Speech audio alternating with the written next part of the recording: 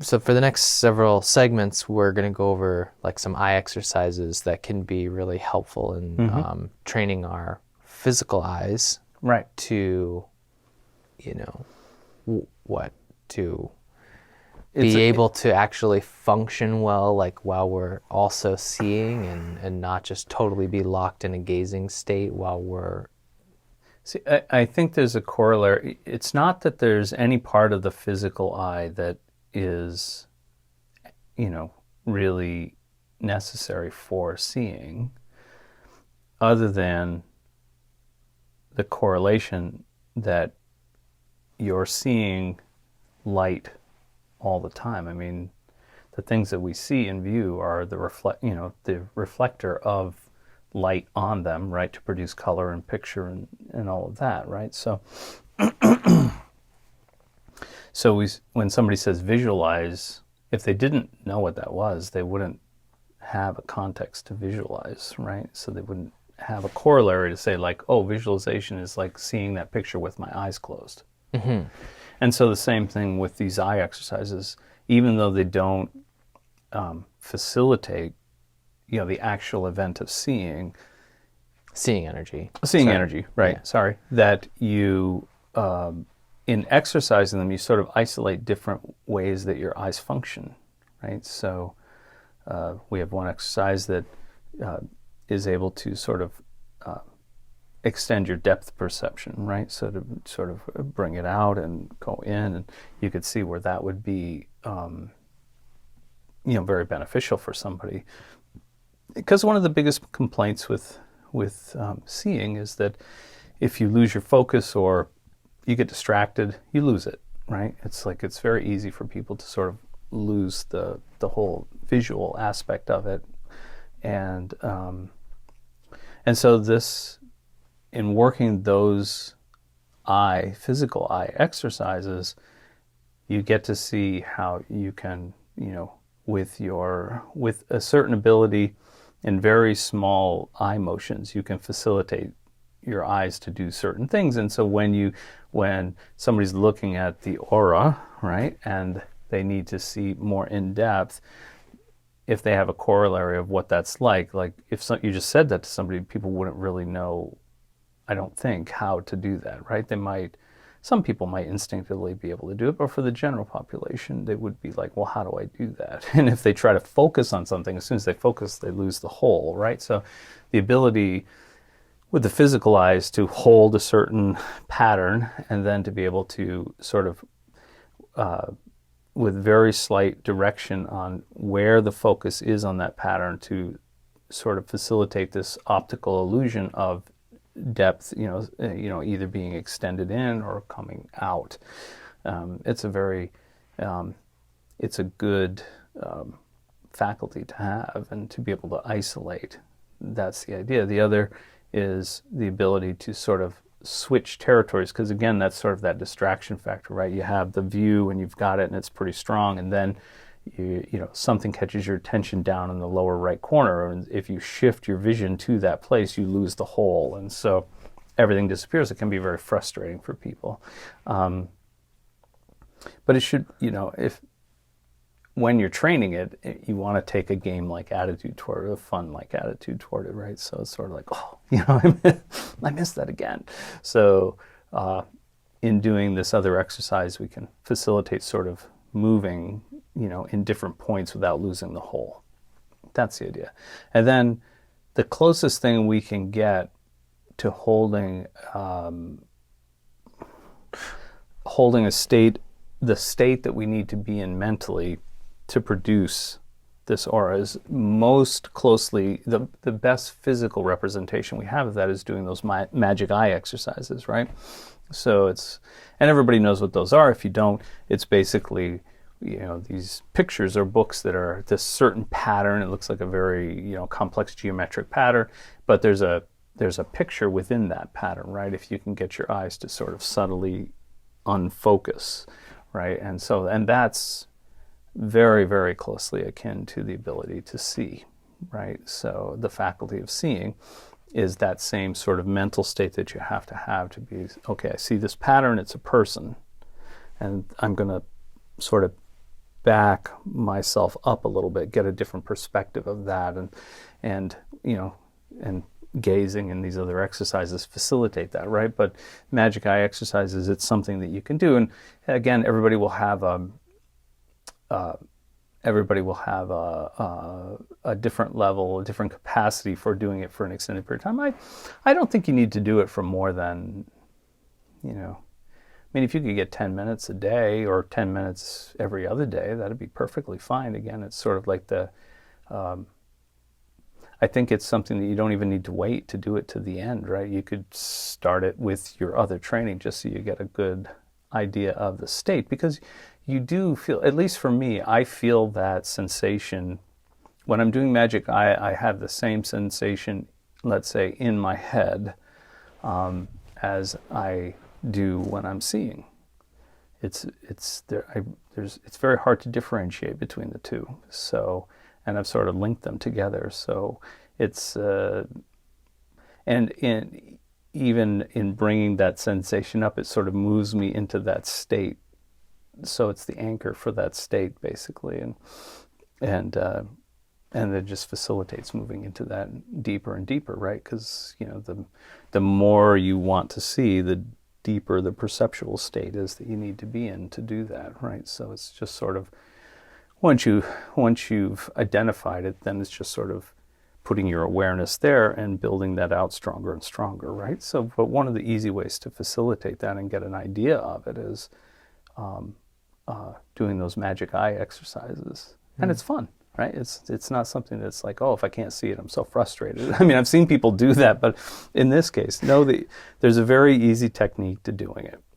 And some people will say it's cheating. I think there's no such thing as cheating if you're getting the results that you're looking for. So, the idea is that, should I say that one first, maybe, just so that since we're in it already? And yeah, whichever one you want to start with. Yeah. Let's start with the end first. That way, it's good. So when you do it, the most consistent technique that I've come across for that, and you can find all kinds of techniques on the web to do that, right? And there's like thousands of books, with these different pictures in them now. So, mix and match, basically. But you start with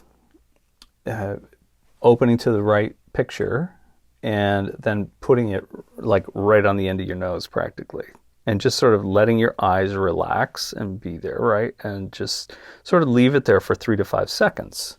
And then you're going to move it out very slowly, like, an inch or so. And then, again, let your eyes acclimate to that and relax your eyes as much as you can. Don't focus on anything.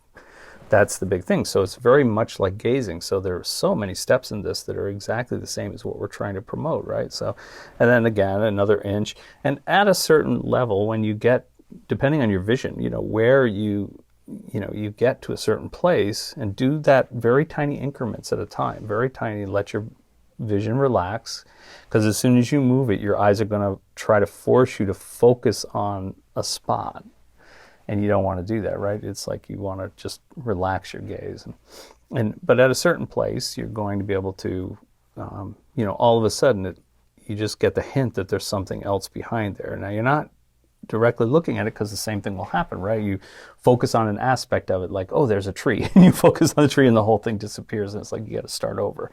So the idea is, again, that you just sort of let it unfold.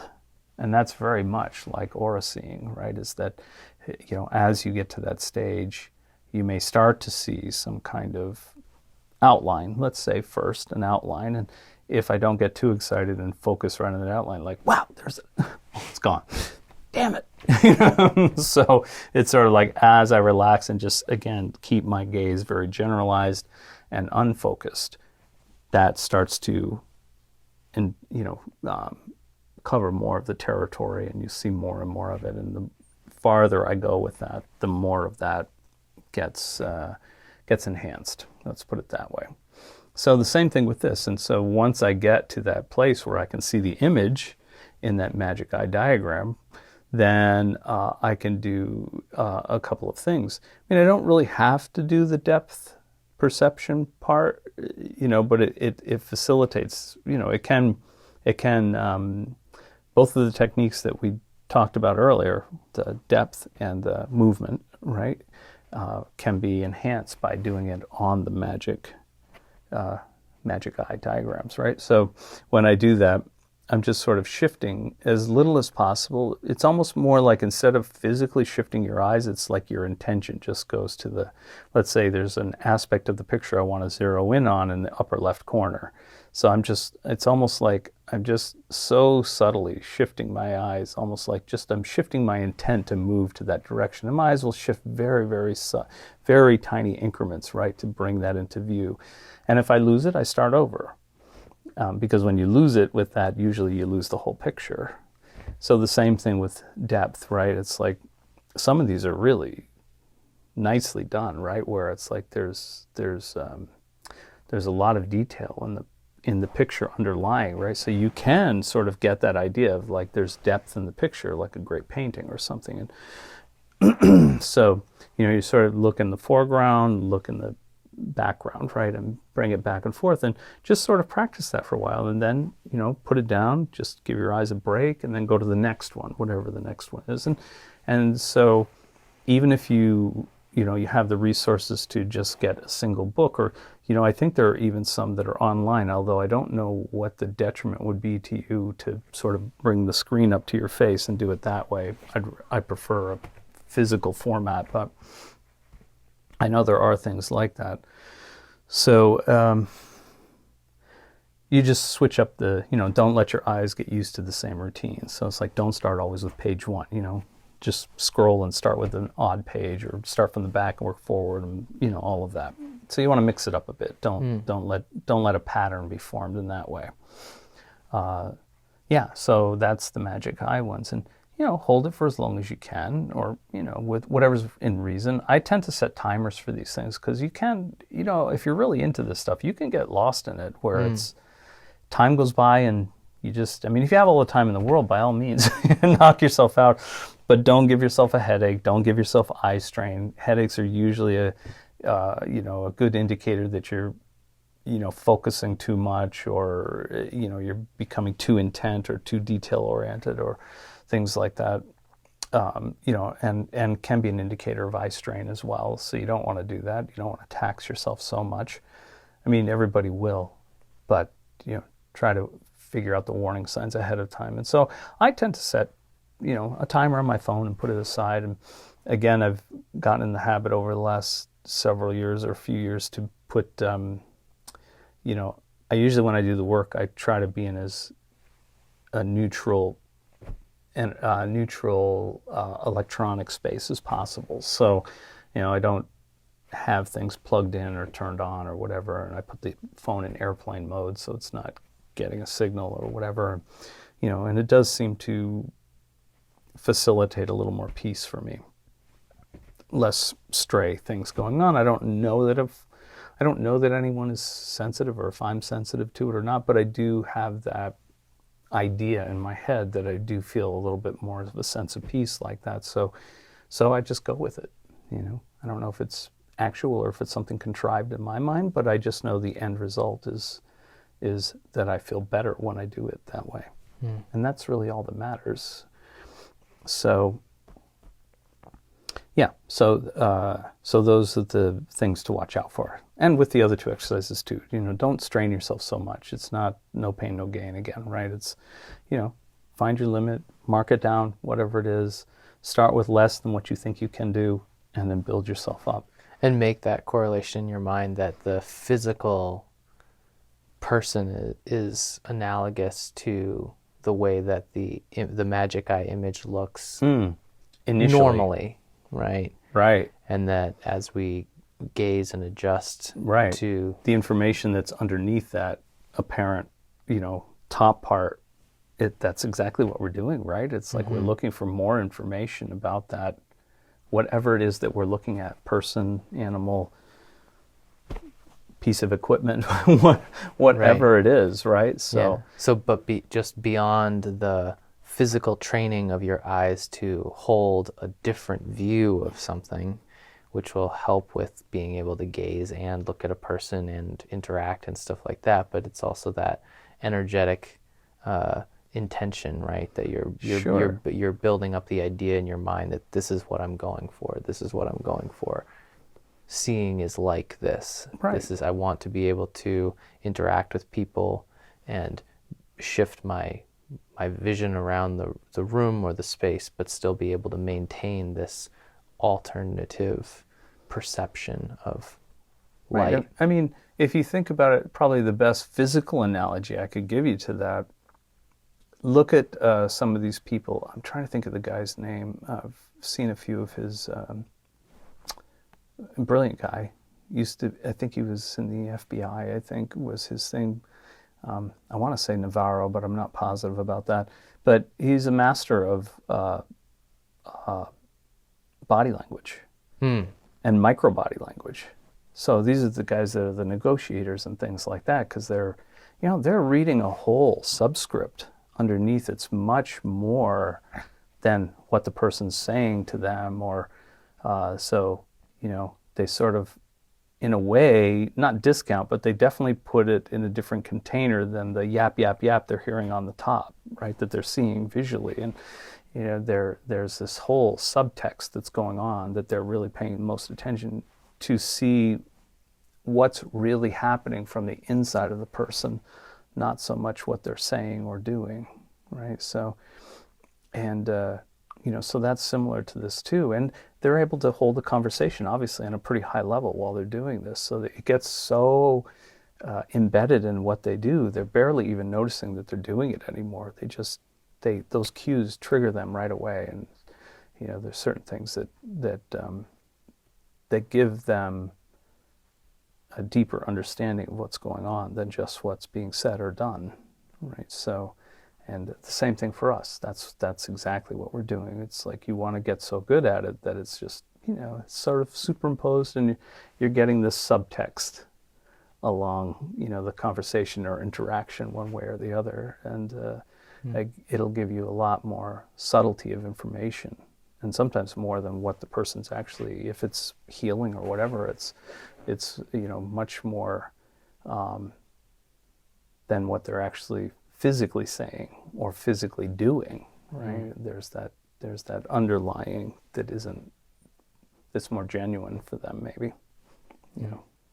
Not that they're trying to necessarily take you off the course, but the idea is that how they're feeling truly is probably less hidden at that moment from a seeing perspective than what they're actually saying or what they're putting out there for you. So, and that, that can be a good thing for both people, especially in that, in a healing modality, for sure, because you're really getting the underlying picture, which is really what you want to address, right? It's not just their concerns, but the underlying issues that will make all the difference in them resolving it, not just temporarily, but really moving it into a completely different sphere for them. So I think that's one of those applications that's really good. So yeah, so think about it like that it's, like reading body language, but you're reading, the person's energy language instead, so to speak. And, that's a good way to sort of acclimate it to your mind and correlate the two things together. It makes it less daunting. I mean, I know in some ways it sort of takes the mystical part out of it. I mean, we don't really need to try to do that, but I think I've always tried to give adequate attention to both sides. So again, those physical analogies come in real handy, because it doesn't make it as daunting for some reason. And it's like, oh, okay, well, I'm just reading information in this other sort of frequency level, as opposed to, I've got to see, the inner light of this person, and all these very amorphous types of. It doesn't facilitate you doing it any better, because they're not well defined. not well-defined words to use to articulate what it is that you're trying to do. It becomes almost too woo-woo in one area. It's on a higher level. Yeah, hard to articulate, some of these things. So it's like, again, whenever I find it difficult, I try to revert back to something that's physically analogous, and then right. It makes more sense. I just mean it's like you're not putting somebody's aura on, seeing somebody's aura like on like this kind of higher, like a sacred level higher, or something. Yeah, like a higher level. That sort of thing. No more than I would. I don't put it on any other level than like seeing the physical person. It's the same thing. It's still a miraculous phenomenon that we can perceive them at all. Right. My way of thinking. So it's like there's much to be gained out of any of those interactions. So this is just one more level of that. I don't put it above or below that. Mm-hmm. Cool. I wouldn't want to just see blobs of light either, right, all the time. I mean, that would take away a lot from my life experience. Right. I want to see people. I want to interact with them. I want to, there's all these differences, and, hopefully they're different than me. And so it's like there's experience to be gained from that, and revelations, really. So why would I want to forego that for something other? If I can add it in, great. But I don't want to take that away to replace it with something else. It's like there's beauty in all of those aspects. So why not, enjoy all of them? I don't want to trade one for another. Cool. Yeah. So the exercise, the next one is, I think the depth perception is probably one of the more useful ones. I mean, there are others, right? But these are the ones that I like the best. I find they have the most legs in the actual seeing. So you just make a spiral. It's pretty, I usually use pretty big diagrams because they're easy to see, right? You don't need to be too far away or too close or whatever. And it's just a spiral, literally a spiral. I mean, you could probably, if you can make it, very consistent, meaning the same distance between the rings, that's always best, because there's nothing for your eye to focus on and take you off the track, right? But I have done it with, we'll give them one? Yeah, that's great. So, I mean, but if I were in a, like quick and dirty, I mean, if I wanted to just jump on and try this and it wasn't there for you, I'd make a spiral. You can do the same thing, right? And so you want to make it all the way to the center, and there's an end point at the center. And the idea is that I just go in, these are all done gazing, right? So it's a gazing modality when you do that. So I'm going to gaze and sort of make everything a flat wash again.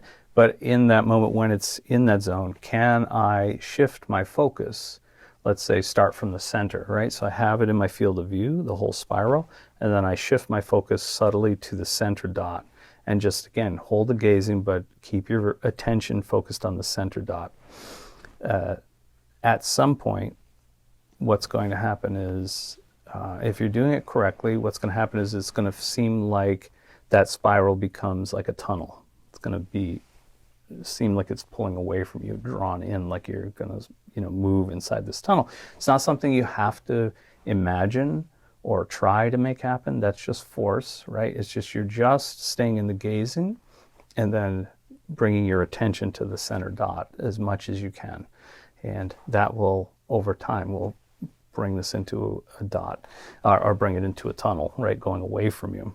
And so then I'm going to shift my focus, instead of the dot in the center, out to the outside ring, right? And so when I do that, what'll happen is, after a bit of time, when you're in that place and you're just holding it without trying, it'll feel like that center cone is coming out toward you, right? Like it's becoming a cone that's extended toward you. And so then you're just playing with that back and forth, right? So then I'm focusing on the dot in the middle and it sends it back as a tunnel. I'm looking at the outer ring and it pulls that out into a cone, right? So it's really, it can get pretty pretty freaky actually, because it really does feel like there's a there's a three-dimensionality to it, right? Where it really feels like there's a tunnel extending into the paper, and it really feels like there's a cone aspect, almost like if you could see it from the side, you would see this cone being pulled out. It's fascinating actually, but it's just, again, the idea is to train your eye within the gazing and not losing the gazing to be able to, kind of do this at will, back and forth until you have good facility with it, and then, you move on.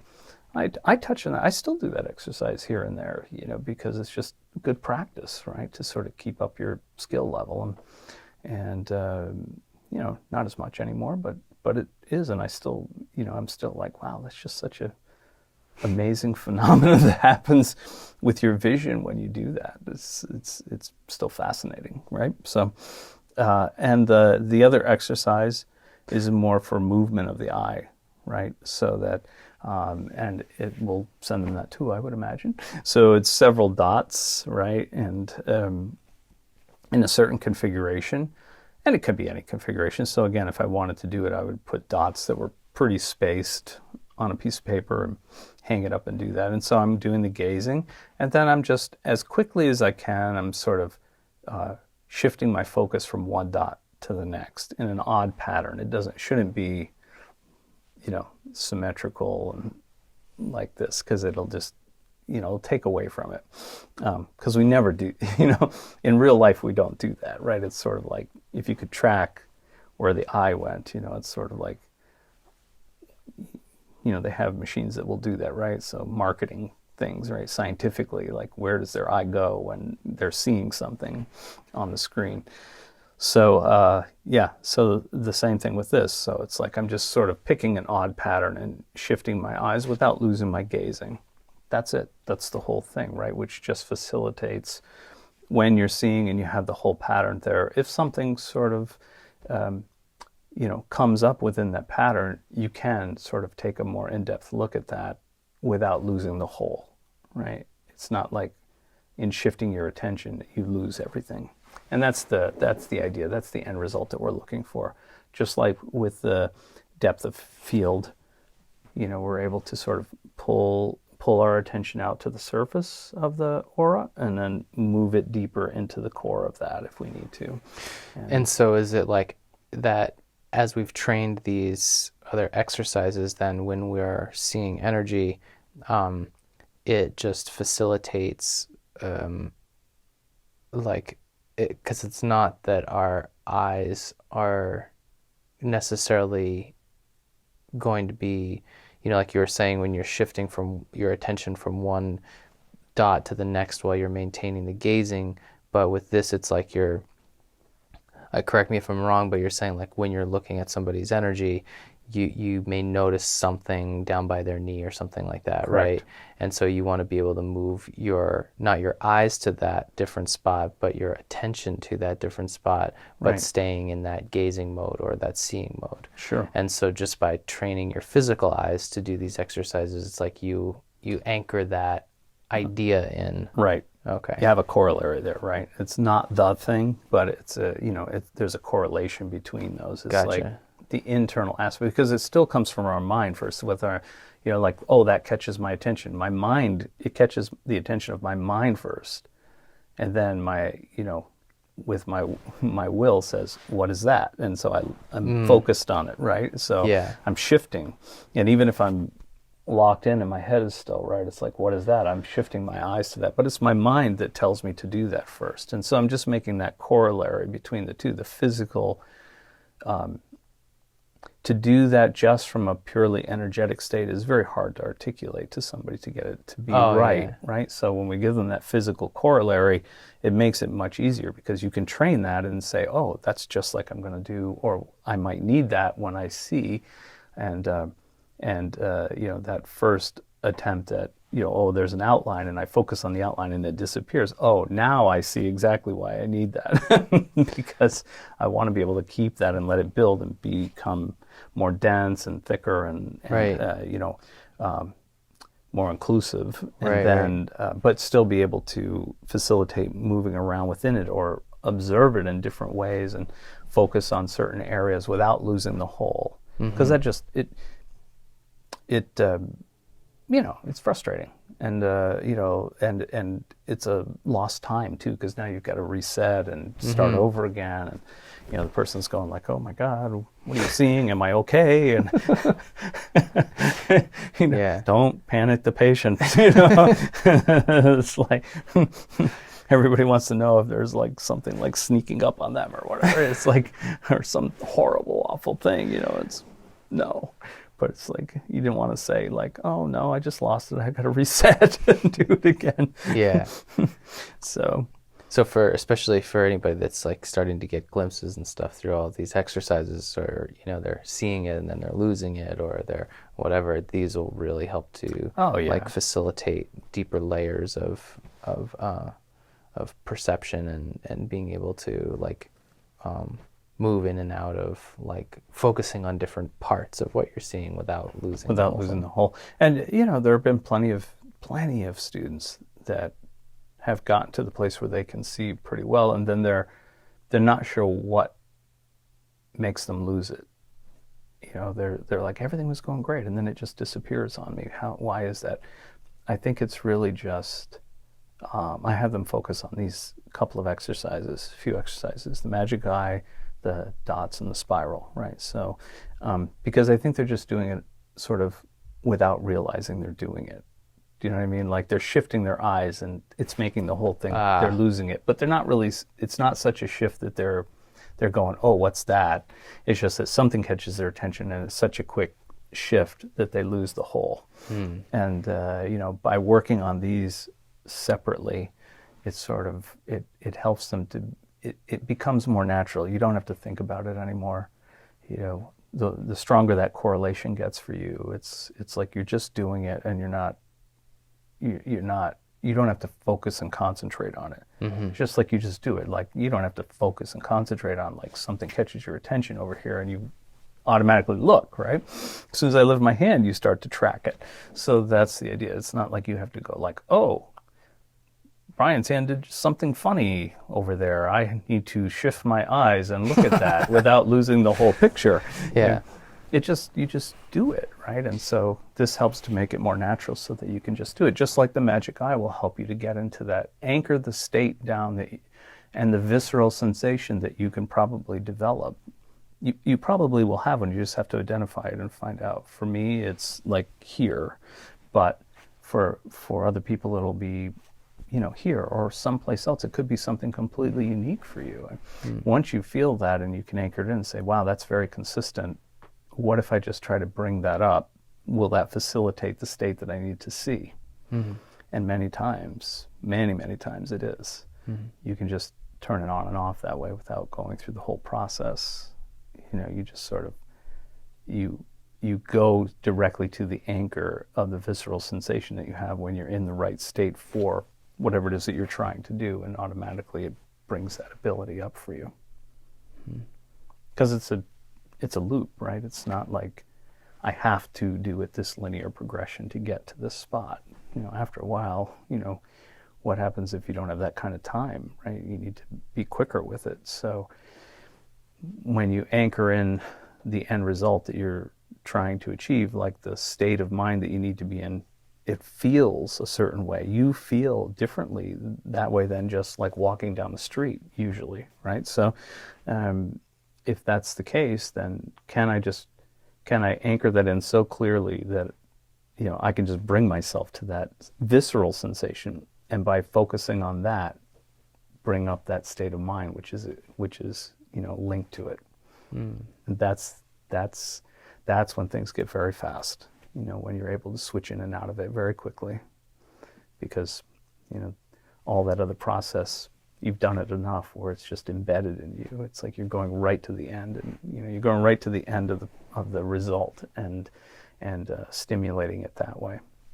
And it's just experience and doing it enough that you can, and again, really paying attention of what that anchor feels like for you viscerally, on a physical, tactile way or whatever. And then,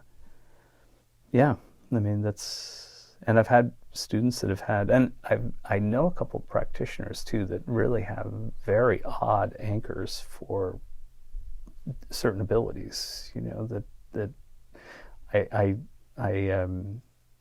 I would be straining to say that they were. I mean, they are visceral in that they're sensory, but it's not like a physical feeling. Like one person will have they have a very specific scent that they smell when they're in that state of mind. It's very strange, but that's the way they've anchored it in. That's the way they've locked it in. It's a very unique way of doing it. I think I've never met anybody else that does it that way. And another person, they hear a specific tone or a sound when that happens, and when they hear that tone, it's they know they're in the right state of mind for doing whatever it is that they're doing, whether it be seeing or something else. So it becomes very idiosyncratic, and sometimes they're very little tiny, things for each person. They're all fingerprints, right? So, and it comes to them not because they're trying to do it that way. It's just that they observed that was happening, and then they thought, what if I just heard that sound, or imagined hearing that sound, or brought my awareness to my hearing to sort of hear that pitch, and when I do, I'm in the zone, and that's it. So it's another way to sort of hit that last part, that anchor. And when you touch on that, it sort of facilitates the ability to come right up for you. Right. So all the techniques basically are bridges into that state, or ways of exploring moving yourself into that state. But then once you're having it and you experience it, you'll notice these sensations and sensory experiences. Exactly. So feelings. you kind of bypass all those other parts. It's just right. sort of as one teacher of mine would say, you just push the button and you go. So push the button and push go. the button and go. That's it. So it's I think that that's a peak experience that we're all trying to sort of get to, where you can turn it on and off at will, right? Turn it on and off as quick as just saying, I'm going to do this. Sort of like you have the thought to touch something and you just touch it. You don't have to think about like, oh, I've got to remove this hand from the other hand and move my finger this way and then push down, and what's the sense? It's like you just do it. Right. You're not thinking about those things anymore, right? It's that part is automatic. You don't have to go through stages 1 through 6 to get to that right. place. You're in 6, and what's the anchor point of that? And once you bring that up, you're in that zone. And these eye exercises will give us different visceral sensations of those different states as well. Sure.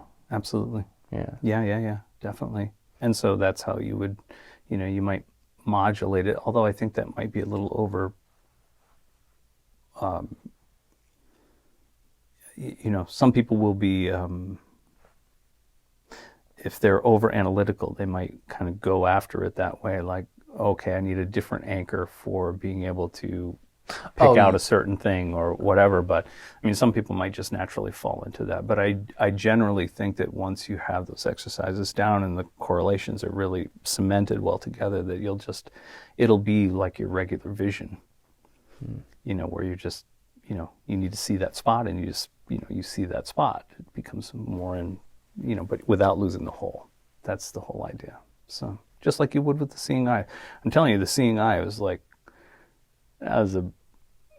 a milestone for being able to see auras, to be honest with you. To be able to sort of mimic the state of mind you need to be in order to facilitate that ability, it's brilliant. I mean, it all wasn't developed for that. It was just sort of a game, right? But it works great. I've gotten plenty of people to be able to see by doing those, and especially if I did weekend talks for this, which you can imagine. I mean, this program is pretty extensive, but I have taken the challenge of trying to get a number of people to see within the course of a 3-day weekend or a 4-day weekend, and it's done very well. So, and that was one of those tools that I was very happy to have, because they could definitely, they could definitely practice on a regular basis to get into that zone. And just being able to get into that state of mind for gazing is so important that, the magic eye exercises are, really just great for that.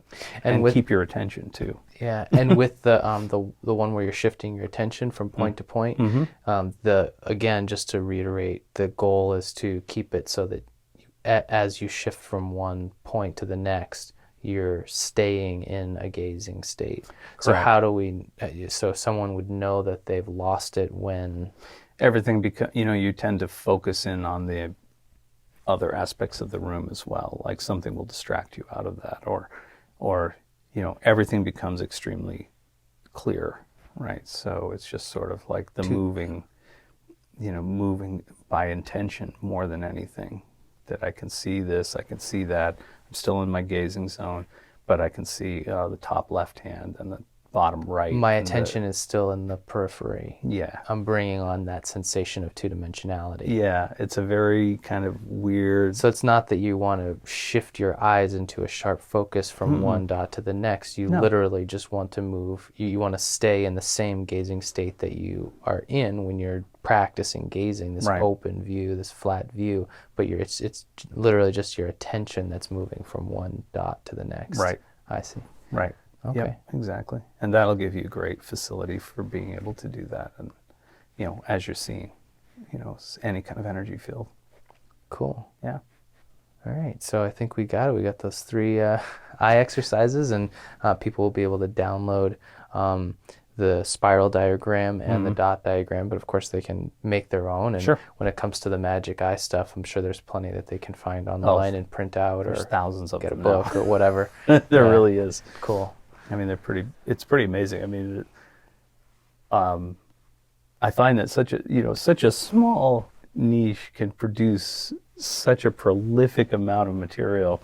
It's amazing. I mean, like, I was just blown away by how many. I mean, they've really, like, here's Florida scenes, here's animal scenes, here's X-rated scenes. I mean, it's like, it's just so bizarre that, like, you can blow this thing up into anything, really. So, Right. I mean, like, sky's the limit. I mean, you would never have to go through all of those, but it is kind of fascinating to see landscapes and, just, it goes on and on, right?